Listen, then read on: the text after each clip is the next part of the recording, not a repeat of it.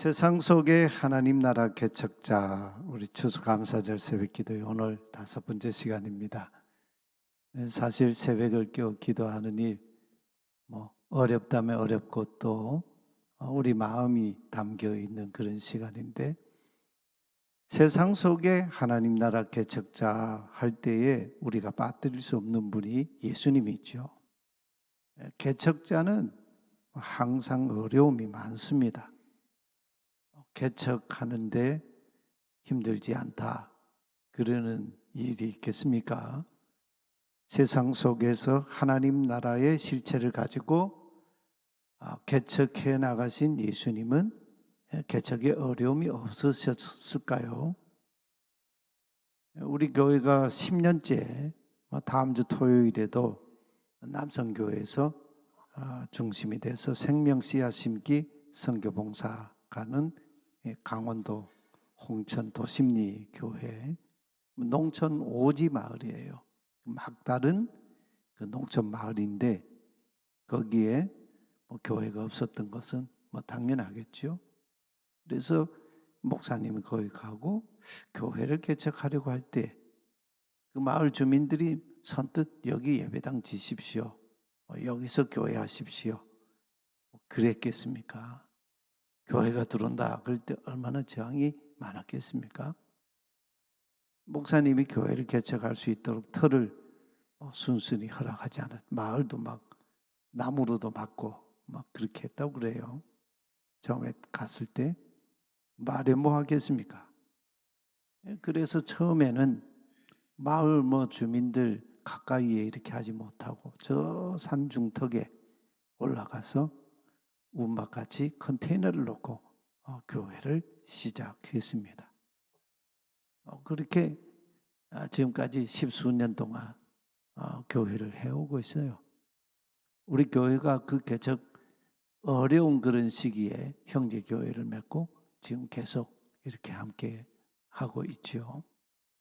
우리 정릉교회가 81년 전에 이곳 정릉 땅에 교회를 개척할 때 일제 강점기 말이었습니다. 1942년, 1945년에 해방이 되었기 때문에 우리 교회 개척할 때가 일제 강점기 말이었구나 이러지요. 해방이 안 되었더라면 어떤 시대일까?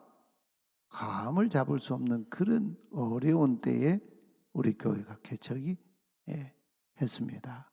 이 정릉에 김태성 씨라는 자전거 포를 경영하는 그 가정 2층을 빌려다가 예배를 드리고 있죠. 개척한 지 6개월도 안 돼가지고 그 주인이 예배 처소를 비워달라고 그랬죠. 이유가 자기 집 귀신이 교인들의 찬송 소리 때문에 문지방을 넘어오지 못하니 예배당을 비우라. 이 교회 개척, 하나님 나라 개척이 결코 쉽지가 않습니다. 예수님이 세상 속에서 2000년 전으로 우리가 돌아가서 보면 고향 갈릴리 고향 마을 나사렛에서 하나님 나라를 개척하셨습니다. 물론 갈릴리 가버나움이 중심을 두셨지만 고향에 나사렛에 가셨어요. 거기서 이제 하나님 나라 운동을 하시는데 아무런 어려움 시련이 없었겠습니까? 오늘 본문 누가복음 4장 18절에서 누가는 이렇게 시작하고 있어요. 예수께서 그 자라나신 나사렛에 이르사. 여기 이르사라는 말은 가셨다 그런 말이죠. 이 말씀의 그 뉘앙스를 보면 그냥 예수님이 하나님 나라 운동하시다가 한번 고향에 들르셨다 그런 얘기가 아니에요. 고향 나사렛에 예수님이 뜻을 가지고 거기에 풍덩 뛰어드셨다. 에이스라고 하는 전치사를 쓰고 있어요. 마치 수영선수가 올림픽 경기나 그런 경기에서 예선 또 결승, 준결승 이런 과정을 거쳐서 결승에 이제 경기를 하려고 할 때 수영장에 이제 경기하기 위해서 풍덩 뛰어드는 것 같이 고향 나사렛에 예수님이 거기에 뛰어드셨다. 그런 말씀이에요. 구약에 보면 모세를 하나님이 세우시고 그리고 또 많은 선지자들을 보내시고 그리고 마지막 세례 요한까지 쭉 보내시고 최종적으로 궁극적으로 하나님이 보내신 분이 예수 그리스도이시잖아요. 하나님 아들. 올림픽 수영 선수들이 수영하는 경기를 보아서 알지만 금메달 따기가 참 어렵습니다. 예수님은 세상 속에 하나님 나라의 최종 개척자로 세상에 오셨어요. 물론 그 이후에 예수님의 보내심을 받고 또 이러한 수많은 이 역사 속에 하나님의 사람들이 있지만 궁극적인 하나님 나라 그 개척자로 오신 분이 예수님이세요. 그럴 때 예수님은 오늘 우리 시대에 발달된 이 건축, 이 기술, 건축공학 이런 걸 이용하시듯이 신도시를 건설하시듯이 옛날에 그 창세기 9장에 나오는 바벨탑 시대에 도시를 건설하고 그리고 하늘 꼭대기까지 닿는 탑을 세우려고 했던 그런 이 시대처럼 하나님 나라를 대단히 아파트 단지를 막 조성하고 롯데타워 같이 저렇게 우뚝 솟은 그런 하나님 나라를 세상에 막 세우셨을까요? 우리 생각에는 늘 그런 걸 상상하고 그러죠. 여기에 이제 우리의 이 신앙의 현주소와 우리의 생각하는 기대와 이 간극이 있는 거예요.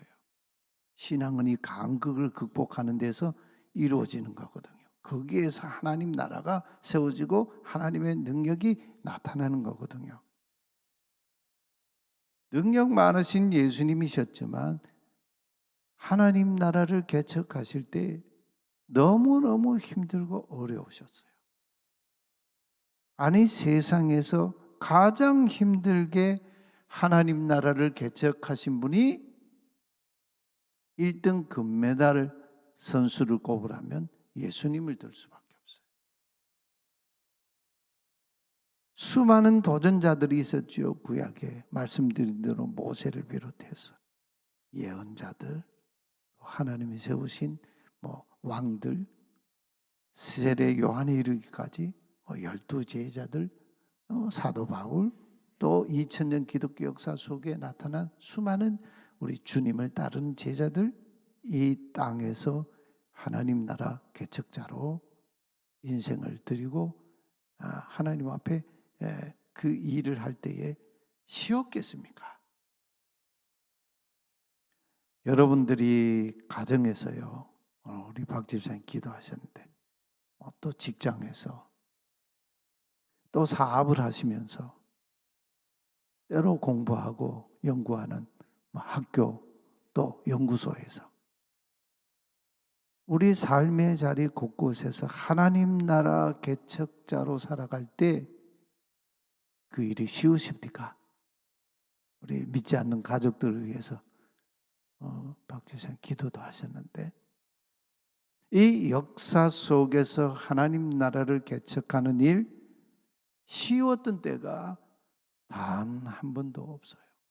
우리가 성경을 읽어보면 그렇지 않습니까?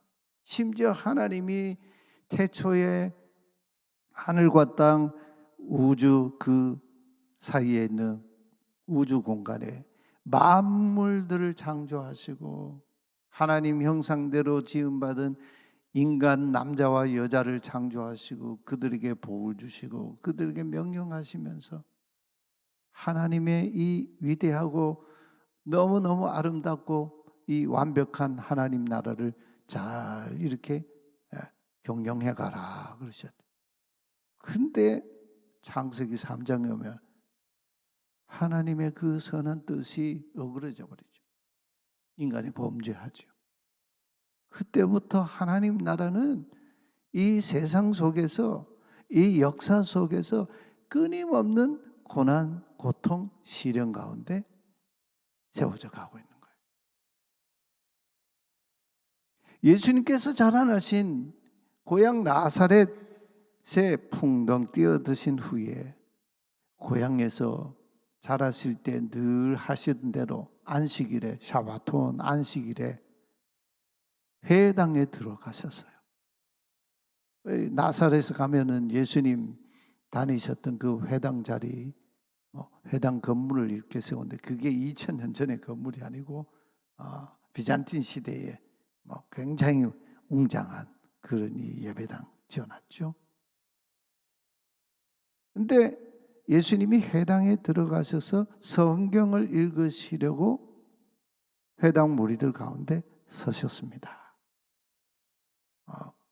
저 예루살렘에 가서 그 연구소 가까이에 있는 그 회당에 이렇게 안식일마다 갔어요. 가면은 그 랍비들이 그 성경을 읽고 또 해석해주고, 그리고 이제 아이들부터 뭐 전 세대가 같이 머리를 흔들면서 기도하죠. 그 회당장이 한 번은 저를 자기 집에 초대해 주셨어요. 이방인을 초대한 거죠. 회당에 이제 예수님이 가셨는데 성경을 읽으려고 무리 가운데 섰습니다. 그때의 회당장이 두루마리 성경책인 이사야를 건네줬습니다. 그때 예수님께서 이렇게 된 데를 찾아 읽으셨어요. 주의 성령이 내게 임하셨다.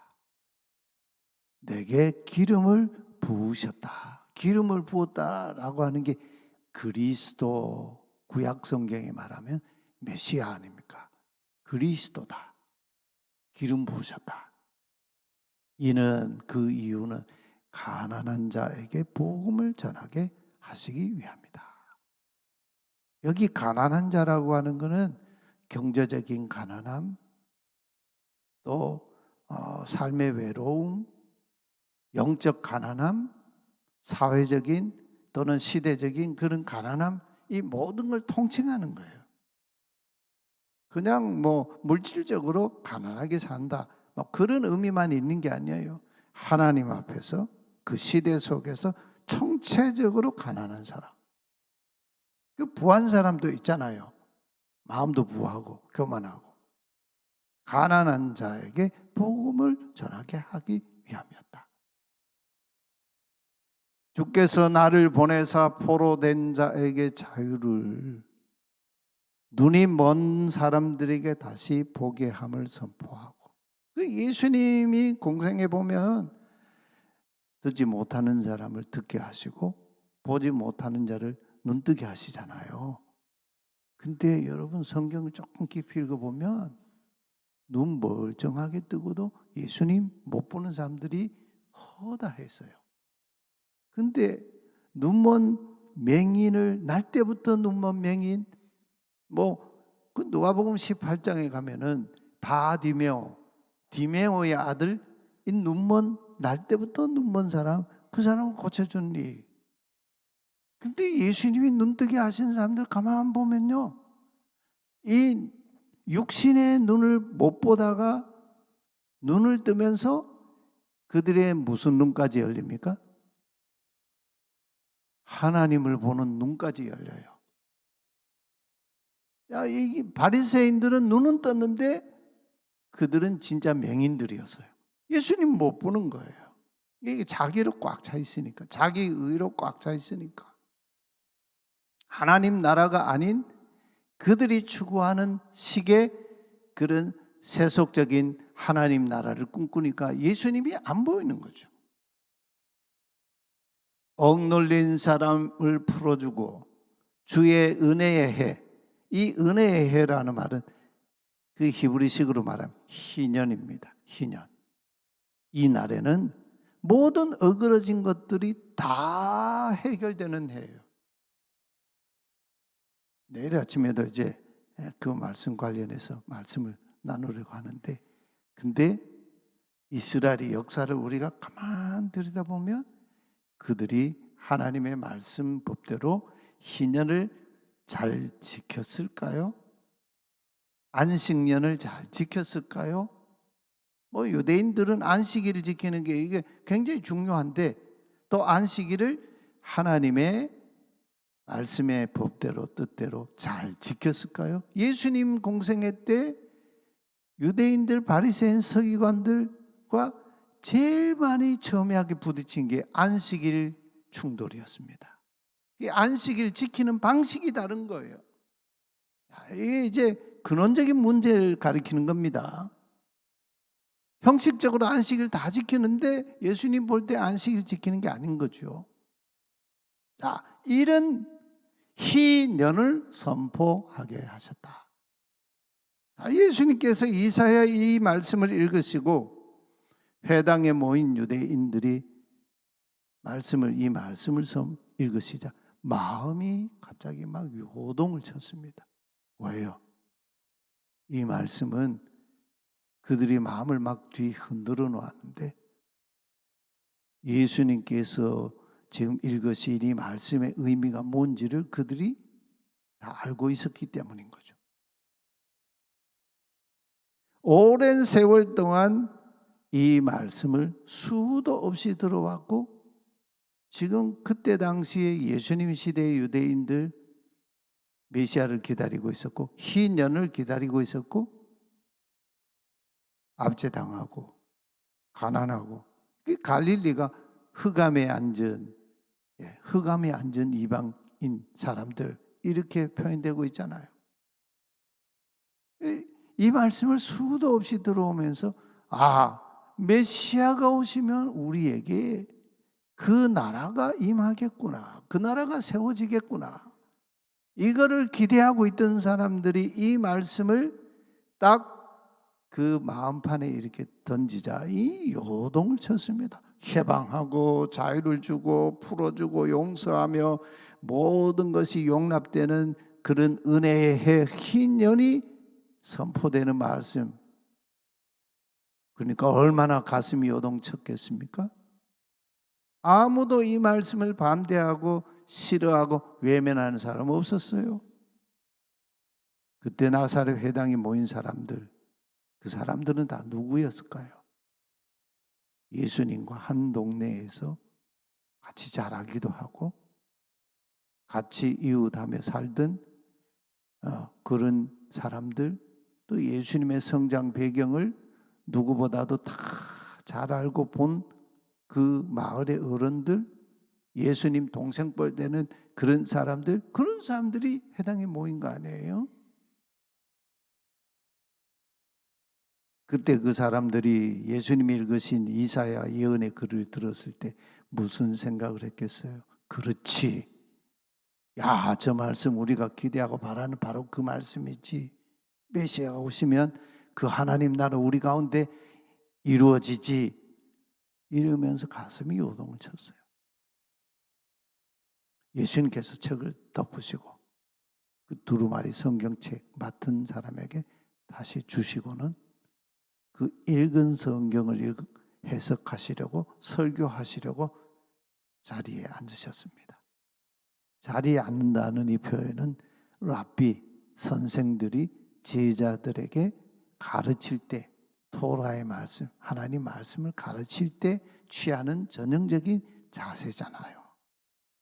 예수님 자리에 앉으셨어요. 사람들이 다 눈이 휘둥그레졌습니다. 이 말씀을 읽으시고 이제 해석하고 설교하시겠다 그런 얘기 아니에요. 그때 예수님이 폭탄 같은 선언을 하셔요. 예언자 이사야의 이 글이 오늘 지금 너희 귀로 듣고 있는 너희 귀에 응하였다. 이렇게 말씀하세요. 이루어졌다. 성취되었다. 이게 무슨 말씀이에요? 오늘 바로 여러분들 당신들 한가운데에서 메시아 이 예언의 말씀이 그대로 성취되었다. 당신들이 바로 이 일에 살아있는 증인들이다. 당신들은 지금 그 일이 메시아의 그 때가 눈앞에서 이루어지는 것을 눈목격하고 있는 자들이다. 이렇게 예수님이 말씀하셨다는 거예요. 그러자 이 나사렛 사람들이 까무러쳤어요. 처음에는 무슨 영문인지 긴가민가 하면서 감탄을 했어요. 야, 이제 이 말씀이 진짜 이루어졌구나. 근데 어디에서 누굴 통해서 이루어지는가? 막 기대하고 막 잔뜩 기대하고 있었지 않겠어요? 이야, 이제 하나님 나라가 왔다. 그 말씀에 대한 충격이 가시자 회당에 모인 사람들이 제정신을 차리게 됐어요. 정신을 차리고 가만 보니까 지금 그 말하고 있는 그분이 누구예요? 그분의 정체가 보였어요. 그가 누구였습니까? 아니, 우리가 너무너무 잘 아는 목수 요셉의 아들, 예수 아니야? 다른 복음서에 보면 그 누이, 그 동생들 지금 우리 곁에 같이 서 있는데 이 목수 요셉, 또 복음서에 보면 아버지 이름은 빼버리고요. 마리아의 아들 아니냐? 이렇게 나와요. 무시하는 얘기죠. 아무리 그래도 그렇지 세상에 그런 법이 있나? 화를 내기 시작했습니다. 그 화가 점점 점증하면서 결국 그날이 안식일 날이었는데 회당에 모였던 그 사람들이 예수님을 막 끌고 나가가지고 성전에서 예수님 또 끌고 나가서 사울이 돌로 예수님을 쳤듯이 치려고 했듯이 스데반을 성전에서 끌어내가지고 예수님 치려고 했듯 그 스데반을 치려고 했듯이요. 예수님을 강제로 마을 밖으로 끌고 가서 그 마을이 조성된 그 절벽 낭떠러지 예수님을 떨어뜨려서 죽이려고 했습니다. 예수, 요셉의 아들, 이 젊은이에게 나사렛 고향 사람들이 살기 등등해서 죽이려고 했습니다. 이 사람들 생각에는 아무리 그래도 그렇지 메시아가 목수 요셉의 아들 예수 방식으로 이 땅 속에 역사 속에 성취되었다. 그게 말이 되는 얘기냐? 바로 여기에 하나님 나라의 비밀이 숨겨져 있습니다. 결국 예수님은 선지자가 자기 고향에서 환영받는 자가 없느니라 이 말씀을 하시고 그들을 피해서 더는 오래 고향에 머물지 못하시고 떠나가셔야 했습니다. 오늘 예수님이요 이 말씀을 통해서 우리 가운데 오셨는데 오늘 2000년 전에 그 예수님이 육신의 몸을 입고 이제 말씀이 이제 우리 가운데 계시는 거 아니에요. 오늘 우리에게 오셔서 예수님이 똑같이 말씀하시면 여러분 예수님은 어떻게 대하실까요? 이게 이제 오늘 우리의 실존적인 문제이죠. 여기에 오늘의 교회들이 다 흔들거리고 있고 우리의 신앙이 다 흔들거리고 있는 겁니다. 하나님 나라가 이 세상에 임하는 방식이 나사렛 예수 방식입니다. 우리가 별로 기대하지 않는 방식이에요. 제가 목사로 이렇게 지금까지 살아오지만 이 말씀을 계속 전하지만 제 목회하는 목사에 제 감이 있잖아요. 이거 좋아하는 사람 별로 본 적이 없어요.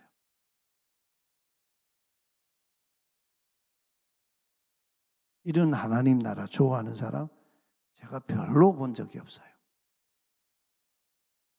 저도 그렇게 살아가고 있느냐? 그 동일한 질문이에요. 겨자씨 같이 작고 작은 목수 요셉의 아들 나사렛 예수 방식력. 거꾸로의 방식으로 이 세상에 파고드는 하나님 나라예요. 그 하나님 나라의 진정한 바로 그 개척자 예수. 결국에는 고난받는 하나님이죠. 메시아로 십자가에서 참혹한 처형을 당하시죠. 당신의 목숨을 그 배척과 거부와 또 그런 이 능력, 그런 대우 속에 예수님은 아무 말씀 없이 희생양으로 자기를 내놓으셨습니다. 예수님 십자가의 가상칠은 제 1원이 아버지 저들을 용서하여 주시옵소서. 이 십자가는 용서로부터 시작이 됐어요. 얼마나 예수님이 말씀이 많았겠어요. 할 말씀이. 근데 십자가 하나님의 나라 그 사건 정점에서 예수님은 용서로 시작하셨어요. 예수님이 뭐 얼마나 우리 따지려면 말씀이 많았겠어요. 근데 그거 다 안 하셨어요. 아버지 저들을 용서하여 주십시오. 저들이 하는 것을 저들이 알지 못함이니이다. 예수님 십자가에서 다 이루시잖아요. 다 이루시잖아요.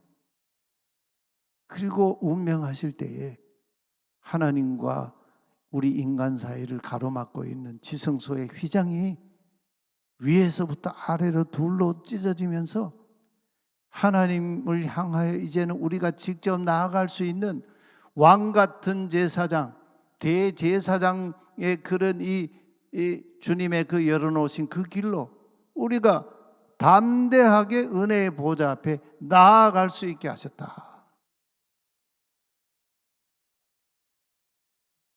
세상 속에, 역사 속에 이 세상의 방식과는 거꾸로 된 하나님 나라를 가지고 오신 예수님은 오늘 우리를 세상 속으로 하나님 나라 개척자로 다시 보내고 계셔요.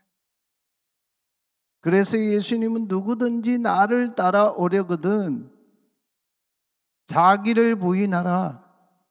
오늘 이 세상은 반대로 말하죠. 자기를 긍정하라. 끊임없이 자기를 신뢰하라. 그게 성공의 길이다 그러잖아요. 이게 기독교의 복음이 세상에 존재하는 복음의 방식이 정반대예요. 세상의 방식을 쫓아 사는 자신의 삶의 방식, 가치, 욕망, 그거 부인하라는 거예요. 그리고 나서 자기 긍정이 아닌 자기 부인을 위해 져야 하는 그 십자가를 지고 날마다 주님을 뒤쫓아라. 오늘 우리가 이 말씀, 예수님의 이 하나님 나라 방식, 여기에 우리가 응답하지 않으면 평생 예수 믿고 산다고 해도 아무리 교회 목사로, 장로로, 집사로, 권사로 살아도 하나님 나라와는 아무 관계도 없는 우리 인생이 되고 말 겁니다. 오늘 우리의 기쁨이 뭡니까? 우리의 감사가 뭡니까? 우리의 소유와 욕망의 채움에서 오는 얕은 감사의 수준을 이제는 넘어서야 합니다. 이번에 우리 근원 뿌리를 우리가 뿌리를 캐자 그런 거 아니에요. 시편 4편의 기자인 다윗이 이런 고백을 하죠. 주께서 내 마음에 두신 기쁨은 그들의, 여기 그들이 누굽니까? 악인들, 하나님 없이 사는 사람들, 하나님 대적하는 사람들, 그들의 곡식과 새 포도주가 풍성할 때보다 더하니이다. 그거하고 비교가 안 되는 기쁨을 내 마음에 두셨다. 거기에서 진정한 감사가 있는 거죠.